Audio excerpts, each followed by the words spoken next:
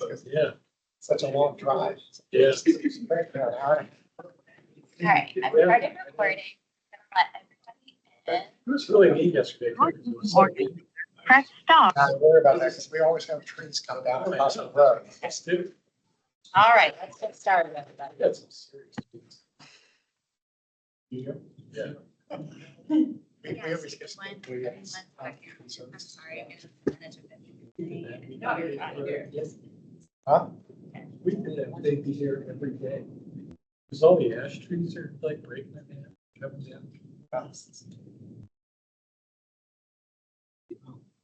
We play with them, so Yeah. ours is, we're about a half mile off the road, but there's a neighbor about halfway, Yeah. That's, so they keep the first half. Because they need to get in. If they don't let you know, they yeah. have to say something, come down. I used to do it with a chainsaw. That's one of the things that they do is like that. All right. All right, this time we're really gonna start. Absolutely, right. Omari Davis. You're online. All right, there we go. Ann Dreyer. Here. Robert Dudcutt. Here, Andrew Backler. Here. Alex Foster, Carmela Ham, Gray Hanley are all excused. Jerry Laporte.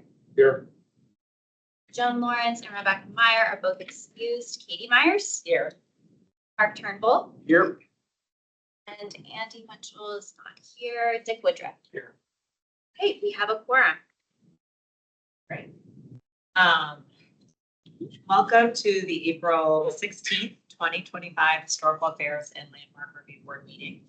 Effective July 1st, 2024, updated state legislation continues to require certain county board appointed commissions, including the HALRB, to have an in-person quorum to conduct its monthly business. HALRB hearings are provided in a hybrid environment, both in person and streamed online. Members of the public may attend and participate either virtually or in person. For members of the board joining us virtually this evening, please join us via the Microsoft Teams link. Please keep your device muted until you would like to speak, but ensure your video is turned on and you are visible during the entire meeting. For members of the public joining us this evening, today's meeting is available to stream from the county website via Microsoft Teams link. There is also a dial-in phone option for those who wish to use it. Please keep your device muted and video turned off until you are called upon to speak. Public speakers who have pre-registered, please wait until you're called on to speak. For those who have not pre-registered, requests for public speaking will still be submitted. Staff will do their best to accommodate the requests. However, we cannot guarantee that they will be met. Speaker slips are available at the front of the room for in-person speakers who have not pre-registered. Public comment is only allowed for items advertised on the HLRB's agenda. The ability to sign up to speak will no longer be available after the HLRB fair. As stated, that public testimony has concluded. All public comments must be shared verbally for the record during the assigned public testimony period. The meeting chat should not be used for discussion, written comments, questions about agenda items, or requests for more information.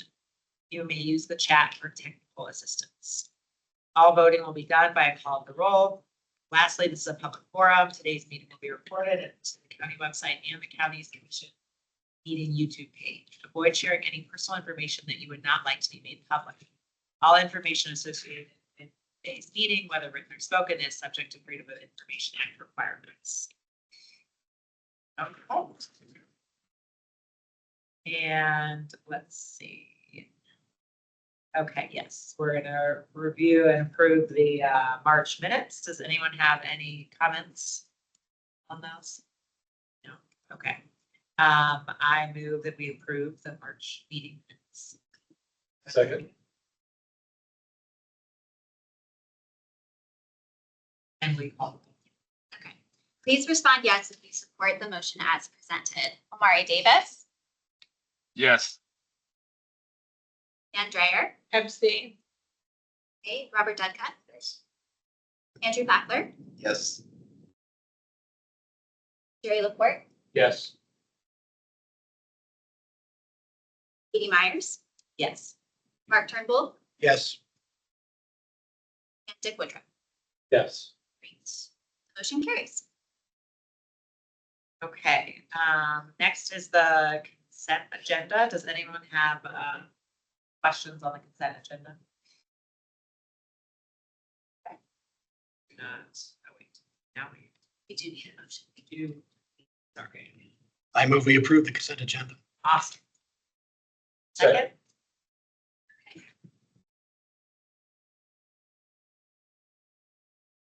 Please respond yes if you support the motion as presented. Omari Davis, Yes. Ann Dreyer, Yes. Robert Duncan, Yes. Andrew Backler, Yes. Mary LaPorte, Yes. Katie Myers, Yes. Mark Turnbull, Yes. and Dick Woodruff. Yes. Okay, the motion carries. So for those of you attending tonight for the consent agenda, your items were approved. So congratulations and thank you for joining us this evening. Okay, the next one, the administrative COAs, which we do not approve, these were approved administratively. So, next. Bar prop. Okay, so we've got the bar cropped team all virtual tonight, and I'm going to give staff presentation. But actually, bear with me a moment, Lauren and Alice, let me get you guys presenter status. Unless there's someone else that needs it. No, I think just giving it to Alice is good for now. She has all of our slides. Okay, great. Well, Alice, you should have it now, and let me stop sharing my screen. All right. All right, so I'm going to start off with staff's presentation, and then we'll turn it over to Lauren Riley and the Gyre Lynch Barcroft project team. And we're going to do it in two different sections. So this is technically for 3 use permits. You all have seen all 3 of them already, but I'm going to do 2 separate staff presentations, and so we'll have a bit of a break in between. All right, so on February 19th, 2025, the Gyre Lynch project team attended the hybrid HALRB public hearing to present their proposed rehabilitation project for buildings 1 through 11 in section 1, which is referenced as RBU2, and building 41 in section 6, and buildings 44 through 46 in section 7, which is referenced as RCU2 at the Barcroft Apartments, which is a large garden apartment complex located along the Columbia Pike corridor. The Neighborhood Form-Based Code, or NFBC for short, requires that the project team attend 2 HALRB meetings, and tonight is the second HALRB public hearing that they will attend. Again, the proposal is really similar to previous rehabilitation projects that the HALRB has reviewed. During the February HALRB public hearing, the discussion focused on their proposal to soften the visual impact of the accessibility ramps, the uses of the existing garage buildings, the retention of the existing copper-cladded canopies, the locations of the new canopies, the retention and repair of the existing slate roofs, and that the project team continued to expect waivers from Virginia Housing.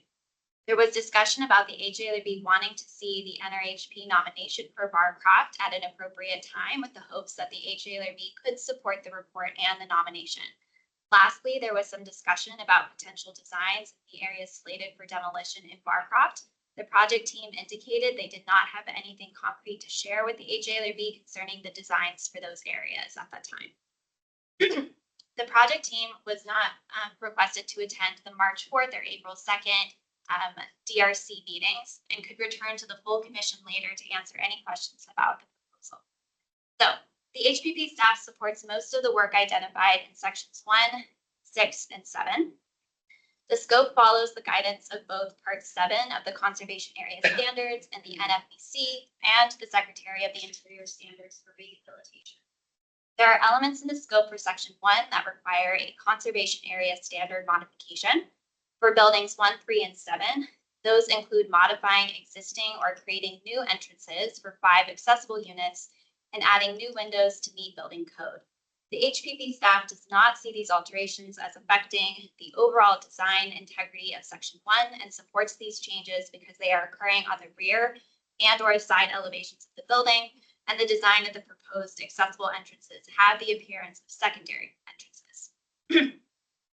Staff does have questions about the window replacement occurring in section 1. The general scope on page 4 states that the basement level steel sash windows will be replaced with aluminum windows matching the original. However, throughout the plans, the notes identify some vinyl replacements where there is no material change identified. Staff requests that the project team provides clarity about the work being proposed for the windows. Finally, concerning section 6 and 7 only, there are elements in the scope that also require a conservation area standard modification. This includes adding new window openings and accessible entrances for the 3 new accessible units in building 44 on the rear elevation. The design of the proposed accessible entrances has the appearance of secondary entrances, and the accompanying new windows to these units are a requirement per the building code.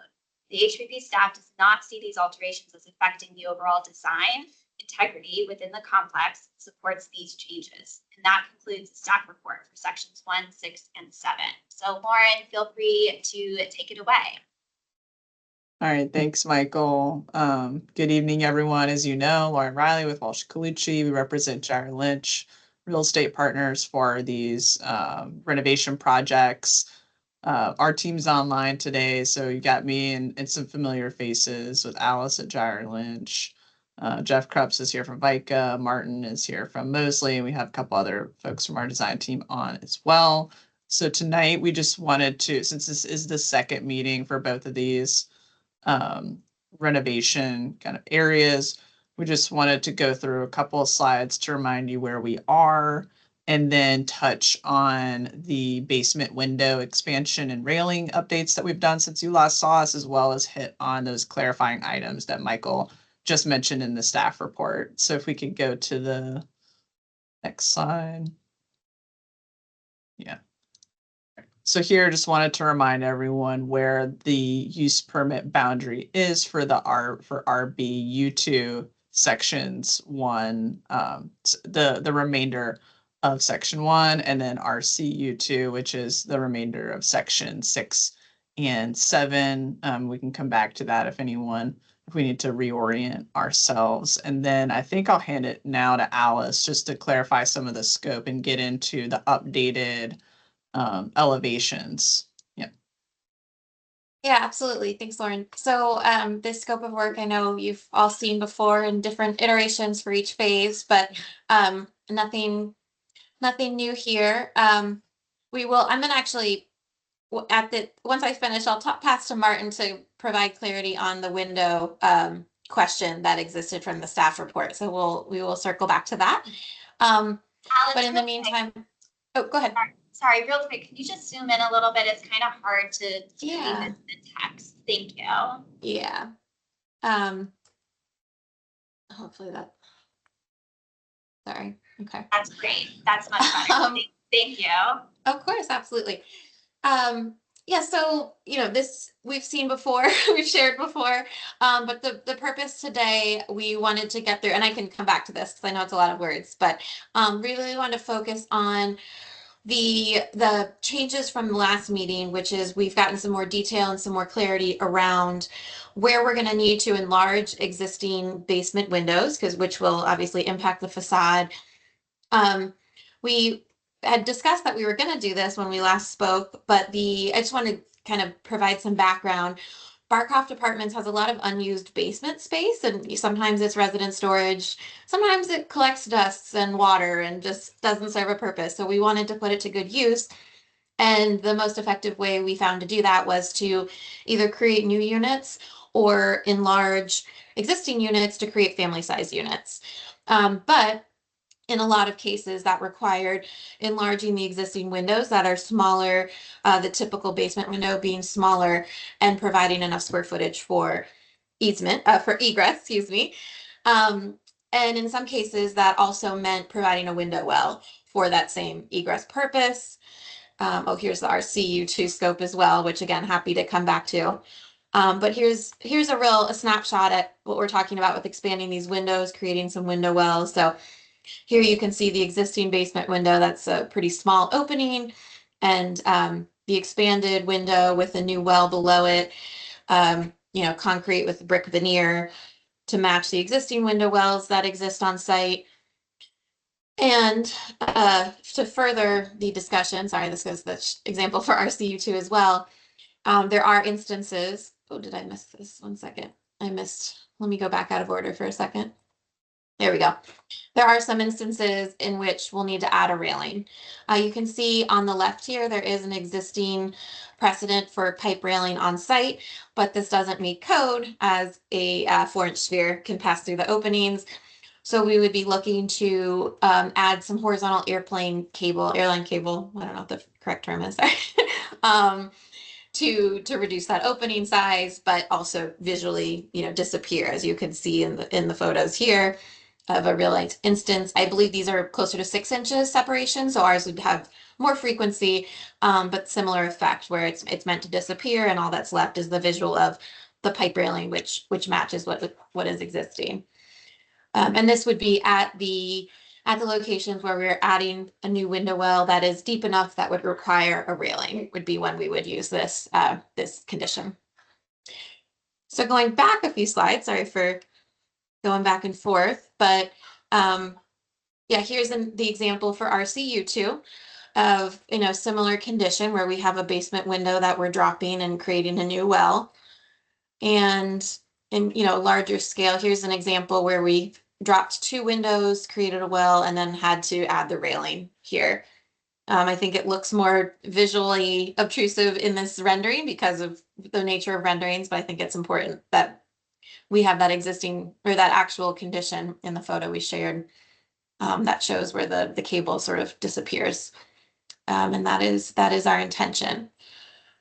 So that's really the goal of what we wanted to share with you today. I know these updated drawings have been shared.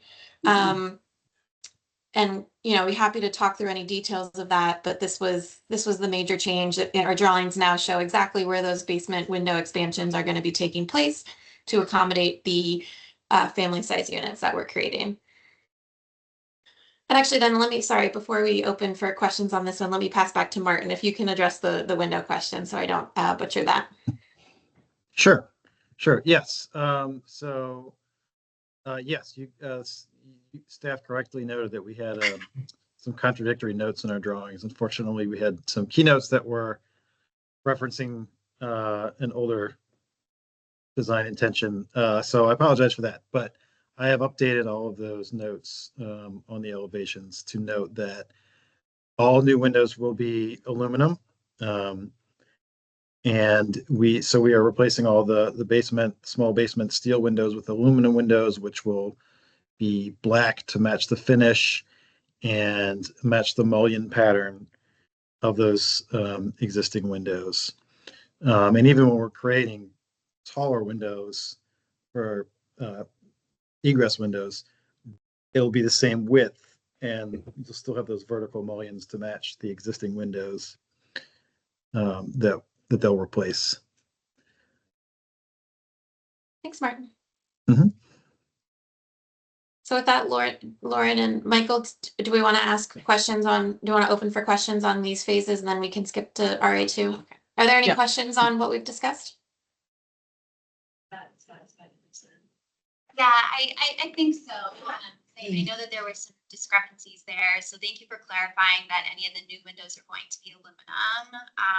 And I guess I had one follow-up question about the cable, the pipe railing. And forgive me if I'm misunderstanding, but that cabling is going to pretty much go anywhere where there's also an existing pipe railing, right? Like it's going to be consistent throughout, or no? Only where we're doing new window wells that are deeper than Martin, 30 inches. Sorry, I was gonna say 30 or 40. Yeah. So only when we have new window wells. If it's like this railing that you see on the left, will stay as is because we're not modifying that condition. Got it. Thank you for the clarification. I appreciate it. I have a question. I couldn't see from when you were showing the new ones. Is the pipe structure the same as the existing, just with the addition of the cable in between? Yes, that's the intention. It'll be essentially the same. It may need to be a bit taller because by code they need to be 42 inches high. But we'll have the same design of a top rail and then a horizontal rail in the middle, with the circular section pipes. So we'll match it as best we can. Is there a reason it can't be like a grate, like flat? It has to be a railing. Well, Oh. so these We many of talked these about that, yeah. Yeah, the windows that we're making larger need to be emergency egress windows from bedrooms. So if there were a grate, it would need to be operable so that you could escape. We would also want it to be a product that could let air in for ventilation and not obstruct, also not obstruct light getting in. And it doesn't seem like there's a great product that exists that accomplishes all of those things. Yeah. And I think there's two priorities or two, building code influences here. One is fall protection from people who are on the ground outside of the unit, not falling into the window well. So that's why we need the railings at 52 inches and we need those wires through there. And then at the same time, as Martin said, looking at it from the egress perspective, the building code requires that to be open to air so that somebody could get out of the unit and into that space if they needed to.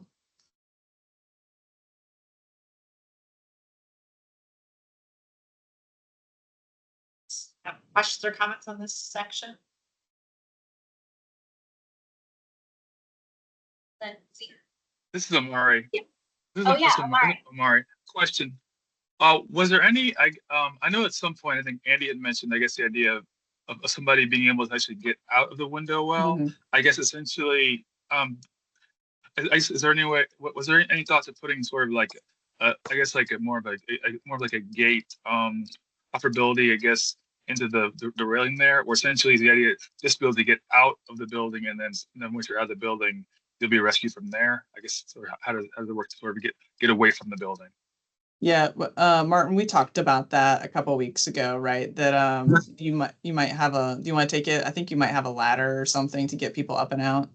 Yes, Okay. so we are gonna have a ladder to get people at least up to the top of the well itself, and then I don't know that we're gonna have any gates in the rails themselves. The egress window sort of assumes that someone can climb out of a window sort of to begin with, so there's a certain level of being able to navigate that sort of is a prerequisite to using it. So therefore, climbing over the railing shouldn't be any harder. And it's also for firefighters to get in and rescue people. So yeah, the code requires that we have a ladder or some steps to get up to the top of the well at least.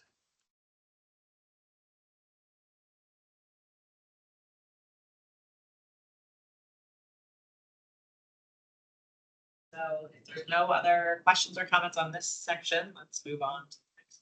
Yeah, all right, then I will do staff's presentation for the next section, which is for section 3 and 4. All right, so on March 19th, 2025, the Gyre Lynch project team attended the hybrid HALRB public hearing to present their proposed rehabilitation project for buildings 27 through 29 in section 3 and buildings 30 and 31 in section 4 at Barcroft Apartments. They are identified as RA2. The NFBC requires that the project team attend 2 HALRB meetings, and tonight is the second meeting. The proposal is very similar to previous rehabilitation projects that the HALRB has been comfortable with. During the March HALRB public hearing, much of the discussion focused on the project team's proposal to install interior storm windows to existing wood windows to meet building code requirements. If they are not permitted to do this, the project team is proposing to replace the wood windows with aluminum clad windows. However, the project team did not think they would get a resolution on the windows by tonight's meeting. The project team was not requested to attend the April 2nd DRC meeting, and instead we're returning for tonight's meeting instead. The HPP staff supports most of the work identified in sections 3 and 4. The scope follows the guidance of both Part 7 of the Conservation Area Standards in the NFBC and the Secretary of Interior Standards for Rehabilitation, specifically Standards 1, 2, and 9. The potential replacement of wood windows with aluminum clad windows where necessary for egress would require a conservation area standard modification. The HPP staff acknowledges that the original window configuration and fenestration pattern is important to retain, which the applicant is proposing, and that if necessary, replacing the wood windows with aluminum clad windows for egress would only occur if the mechanics of the interior storm windows at the existing wood windows is not possible. If that is the case, the project team would come back to the HALRB later to present more details about these changes to the wood windows. However, staff does have questions about the proposal to replace the wood fixed windows on the main entry doors of buildings 27 through 31. This was included in the project team's March submittal plans, but it was not an item of discussion, nor was it pointed out in the staff report. The scope of page 12 of the submittal plan states the project will include the repair and painting of building entry doors and frames, but does not mention the replacement of the fixed lights doors. Staff suggests that the HALRB discuss with the project team the proposed replacement of the fixed wood windows in the doorway, specifically discussing the material of those replacement windows. And this concludes the staff report for sections 3 and 4. The one thing that I will note is that I looked over some stuff today just in preparation for tonight. And I know, Lauren, you and I talked very briefly. I do think that Lauren maybe got a bit confused about the different notes on the pages. So if you could speak to that, that would clarify everything. But Yep. It might not be that you guys are actually proposing to change those windows in the door. But Yeah, happy to turn it over to you now. Absolutely. Thanks, Michael. Thanks for the summary. Yeah, and tonight, since this was our second meeting required by the FBC, but there weren't really many comments from the last time we were with you all. We were just going to kind of show you the area again and see if you had any more questions. But we saw Lauren's kind of clarification points in the staff report, and I think we can address those tonight and then kind of open it up to questions, since there's nothing new in terms of scope that you all haven't seen from before. So Alice has the plan up now, just showing you the 5 buildings, the area that we're in here in RA2. And then Alice, do you want to speak to the notes and maybe like a misunderstanding there with the wood windows? Yeah, I went ahead and highlighted them here. So note 5 is the note to repair and refinish the existing building entry doors deemed historic. Sorry. And note 6 is the it says provide and install new exterior light. I think Lauren might have misinterpreted that as a door light, but it's referring to the light fixture up here on the side. So 5 is the doors. They're going to be repaired, refinished, no replacement of the doors or the lights in the doors. And 6 is the light fixture that is in fact being replaced for energy efficiency, LED compliance. Yeah, so that was to resolve that question. I think there was some questions around the quantities of wood windows as well. Just to clarify, we have about 93 of the windows in building 28 are wood, still wood, and about 30 of the windows in building 29 are still wood, but the remainder are all vinyl. So the vinyl windows will remain as is. The wood windows will remain as is with the addition of a storm window, as we previously discussed. And then the basement windows, though, are the same condition that we're seeing elsewhere on the Barcroft site, where they're the existing steel sash windows that will be replaced with the aluminum to match in configuration. So that summarizes our window changes, hopefully provides clarity on the discrepancy there, the question around the entry doors. Are there any other questions on RA2 we can address?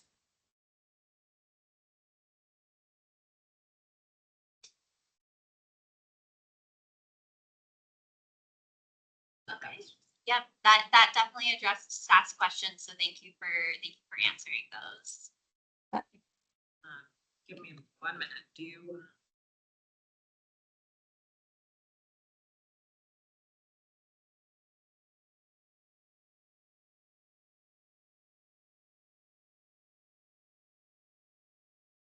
Okay, now we are kind of it's a newer thing that we are making of support for projects, even if we don't have approval authority. So we'll support or not support. So I move to support the Barcroft use permits for section 1, 3, and 4, and 6 and 7. Second.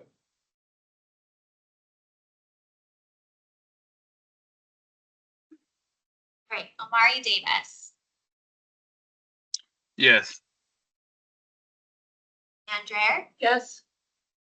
Robert Dudka, Yes. Andrew Fackler, Yes. Joey Laporte, Yes. Katie Myers, Yes. Mark Turnbull, Yes. Yes. okay, the motion carries. Thank you guys. Yes, thank you so much for joining us. I know we won't see you for a little bit. We've gotten very used to seeing you every month. I know, bittersweet. Yeah, you'll probably see Lauren sooner than you see some of the rest of us, but really do appreciate all the time you guys have spent listening to us and hearing about Barcroft and giving your opinions on Barcroft. It's all very appreciated. So thank you, everyone. Yeah, I'll reiterate the thanks. We appreciate all the time and the effort that you guys have put into your review and suggestions and making these renovations a better product. So we thank you for that. And thanks staff, Michael, Lauren, and everyone have done a phenomenal job at guiding us through this process as well. So kudos to Agreed. everybody. Yeah. Thank you so much, everyone. Have a great evening. Thank you so you. much. Thanks, everybody. Bye. Thanks. Okay.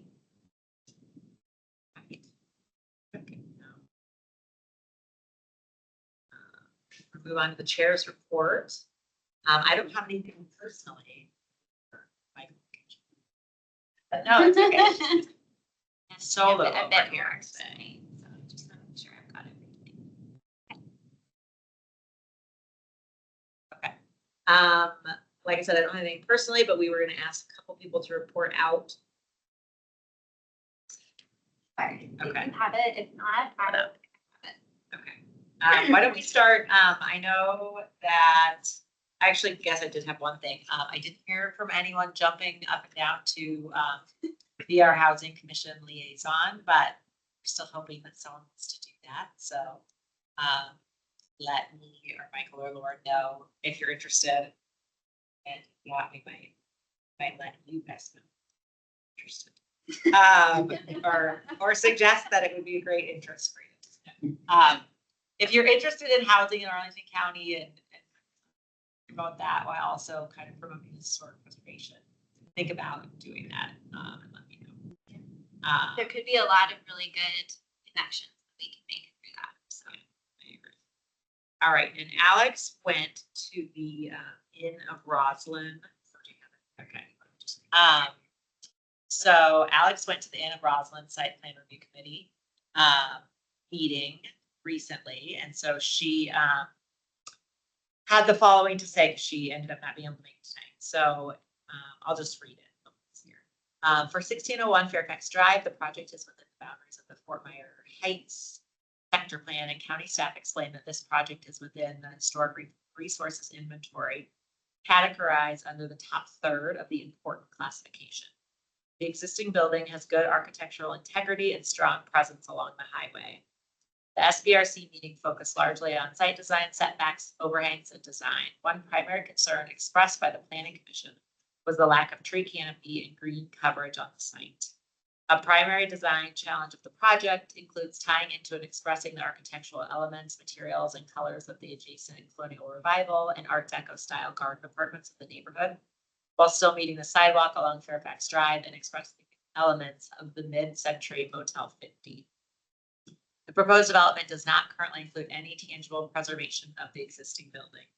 Staff has suggested exploring options to preserve the existing lobby, bricks, and even incorporating signage that directly references the 50 on the hotel facade. The developer explained that these suggestions are not financially viable, but have incorporated design inspiration from the hotel, including abstracting the floating panels on the Motel 50 to still be visible from the highway, including zigzag railings and incorporating a color palette similar to the existing structure. We explained that the current design does not adequately address the county's goals for historic preservation and would like to see more in the vein of tangible preservation.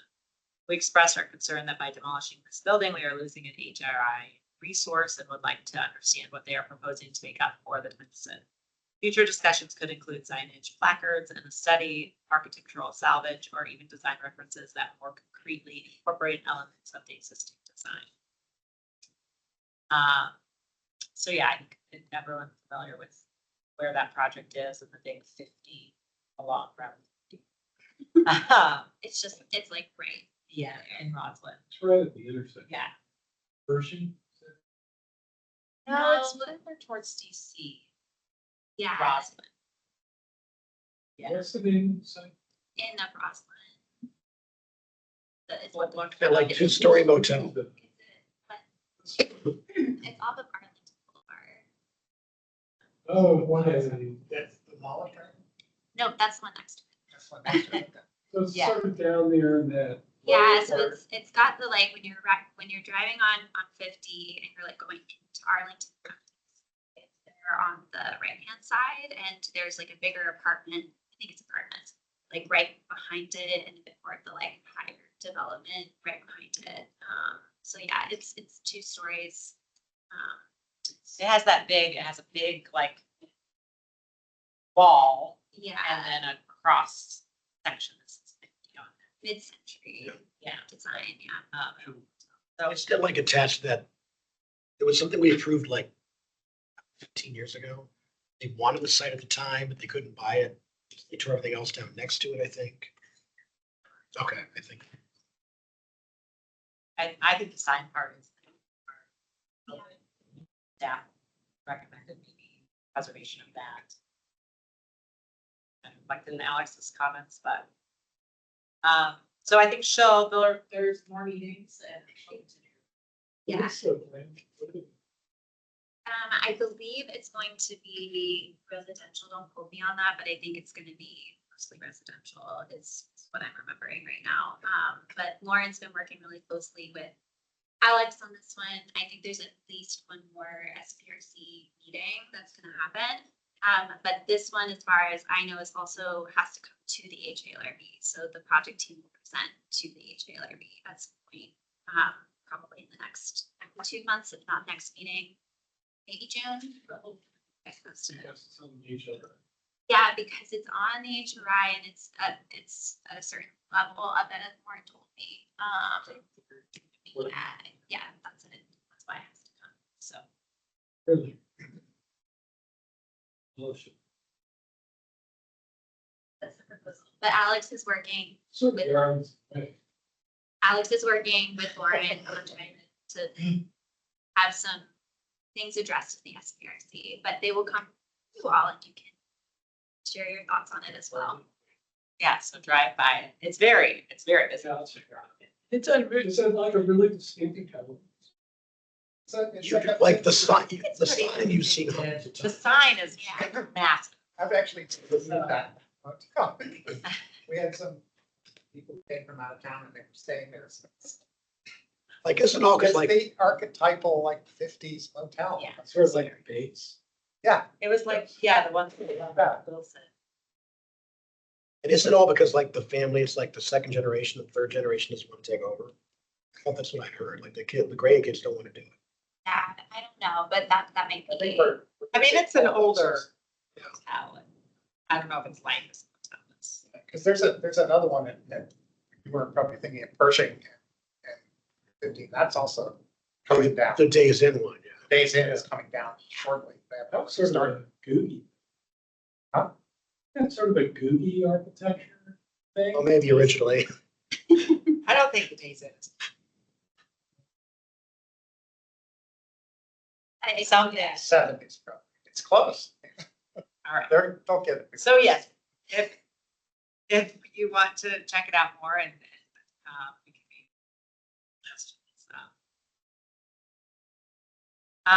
Okay, one more thing. Jerry was kind enough to go to the Stumbling Stones event in Lion Village. Is Yes. that right? Do you want to share anything about that?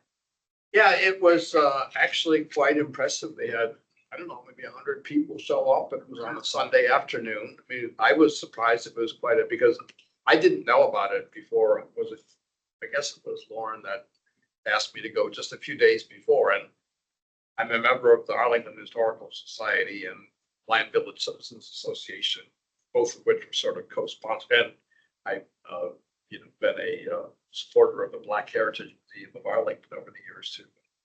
I didn't know about it, but anyway, so maybe it's just because, I didn't read the right email. I mean, you get a lot of emails, scroll through them, but anyway, but it was and they've redesigned the stumbling stones from the ones that they put, this is actually the third installation. The first was in front of the Ball Sellers house. And those are on little concrete pillars. And I think that there's been problems because I was there a couple weeks ago when they put a little fence around them and some flowers. And I think it's hard to cut the grass. And so now they're embedded in the side. These new ones are embedded in the side. Then they have another one that was up near Yorktown High School, I think, the second. I don't know if anybody from this went to that. John did. Did he? Okay, but now they've, they're bronze and they're embedded in the sidewalk, more like the stumbling stones that you see in Germany, Europe. Okay, so and it just has the name of the enslaved person there, and it has I think like Arlington County, and it says, I know it says Black Heritage Museum, but maybe it's an Arlington Historical Society on it. But anyway, so there's two of them there, I guess, and there's another. They've identified 3 people, but they only have, I think, they're asking for people to donate. I forget if it's $300 or $600 that they need.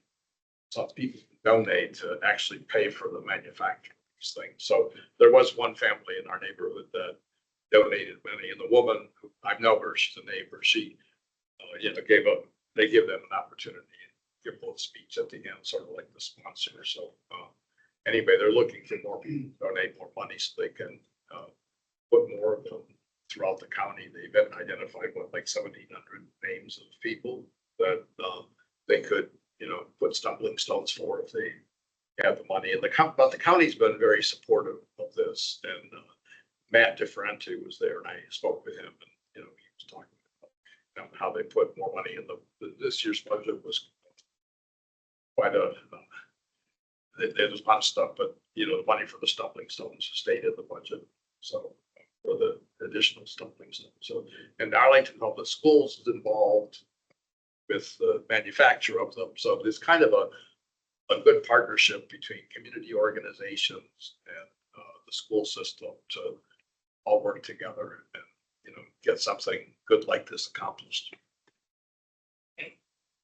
Yeah, thanks for going. Yeah, thank you. I think they will. I think that's the goal is to continue to make events and commemorative things as they continue to install more of them in the county. But John might have more information about that at the next meetings. All right, and that is all I have. Okay, then I will do the staff report. Okay, so I'll keep it relatively brief. I just have 2 things.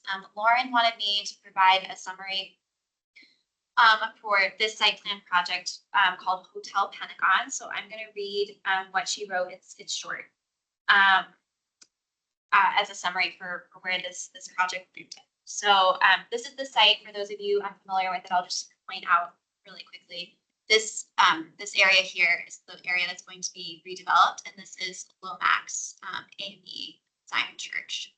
So this is one of our local historic districts, this cemetery here. Okay. All right. What's the intersection there? What street is it? Looks like the Okay. It's just the cemetery. It's also right down the street from the drugstore.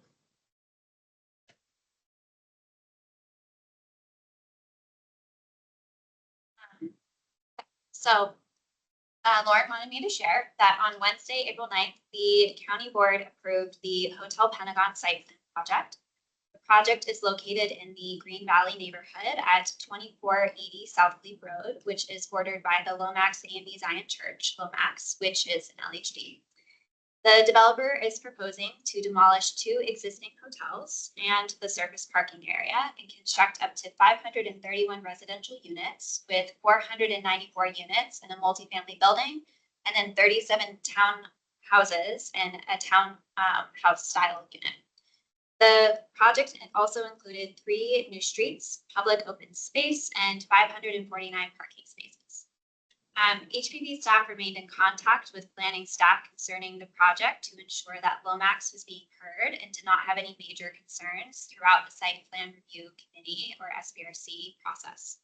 There were attempts to have HALRB representatives participate at the SPRC meetings, but scheduling conflicts prevented this from occurring. HPP staff became aware that the Lomax congregation had concerns with the project via a letter dated March 18th, 2025 that was sent to the Planning Commission, and their concerns were also made more public during the County Board public hearing on April 5th and 9th, and then through various news articles. On April 9th, the County Board approved the project with 4 votes to approve and 1 vote to abstain, and it was Mr. J.D. Spain who abstained. If the HALRB has questions about the approved project, staff recommends listening to the extensive public comments provided by the community or by reviewing the board report and the subsequent attachments.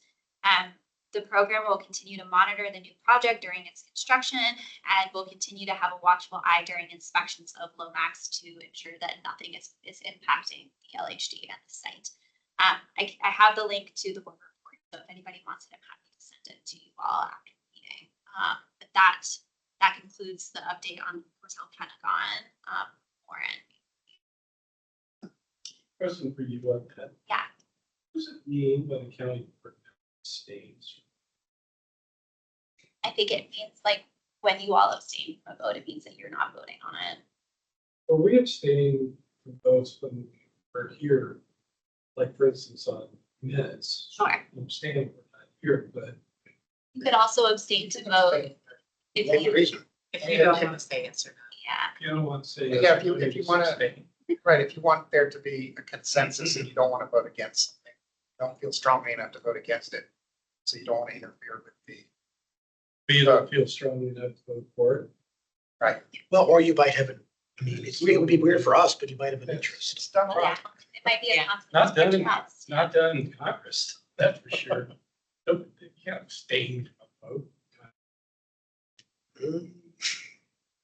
I think They if, don't- if there were a conflict of interest, they may have some sort of an obligation. Yeah. Publicly announce that they were abstaining. There's no abstention. But you can Well, just, we just don't show up. You don't vote. Or frequently they would, It has the same effect of not showing us. Your number's taken out. If 2 people abstained, then 2 people. approved and passed it. If 1 person on our county board abstained.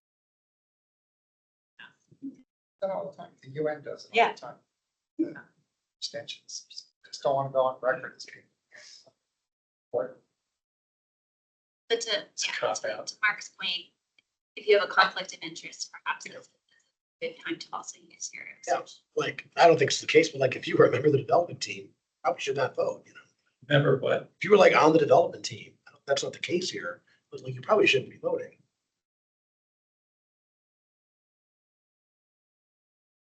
Don't have any other questions about hotel? Okay. The other thing that I wanted to share with you all is some information about an event that we have on May 3rd. So, the program in partnership with the Charlie Clark Center for Local History with Kim O'Connell, who is our partner for the creation of the Little Saigon Marker, the Arlington Art Truck, and then just the county library as a whole. We're working with them on this event. It's going to recognize the 50th anniversary of the fall of Saigon, which ultimately, as you all know, led to the growth of the Vietnamese community in Arlington and eventually the establishment of Little Saigon. So John and Lauren have been working really hard on this event. There's kind of multiple pieces to it. So there's going to be 2 walking tours. The first one's at 10 a.m. The second one is at 12. I believe the walking tour is about an hour long. And Kim O'Connell is giving the walking tour. If you haven't been on it yet, it's really incredible. She does a fantastic job. So I highly encourage you all to attend if possible. You do have to sign up for the walking tour. So you can scan the QR code or you can learn more online, for sure.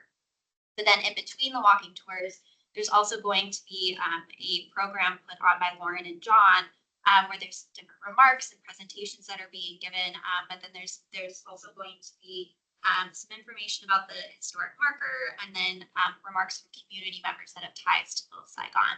And then throughout the entire event, there are going to be a bunch of different organizations that are tabling, so you can learn more information about the things that they do, and a couple ways that you can engage with more information about Little Saigon. So I wanted to share and encourage you all to go if you are available for that Saturday, and just promote the event and the hard work that Lauren and John have been doing in it. So I hope you can attend.